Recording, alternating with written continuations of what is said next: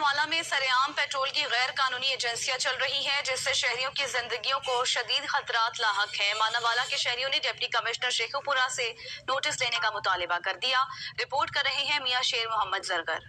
मानावाला और इसके गिरदोनवा में गैर कानूनी पेट्रोल की एजेंसियों का धंधा अरूज पर पहुंच चुका है। हर दूसरी दुकान पर खुलेआम पेट्रोल और डीजल की फरोख्त जारी है, जिनमें अक्सर के पास ना तो किसी तरह का लाइसेंस है और ना ही किसी तरह की हिफाजती इक़दामात। पेट्रोल की गैर कानूनी एजेंसियां बहुत ज्यादा हो गई, जिनकी वजह से कोई भी हादसा पेश आ सकता है किसी भी वक्त। हमारी गवर्नमेंट से अपील है कि जल्द से जल्द इनके खिलाफ कार्रवाई की जाए। पेट्रोल की मशीनें लगी हुई हैं, वो हादसे का सबब बन रही हैं। बहुत सारे हादसा जिसके साथ पेश आ सकते हैं, तो हमारी हुकूमत से अपील है कि इन एजेंसीज को बंद करवाया जाए। दूसरी तरफ रहायशी इलाकों में इस तरह खुलेआम पेट्रोल और डीजल की फरोख्त से मकामी अफराद की जिंदगियों को भी शदीद खतरात लाहक हैं।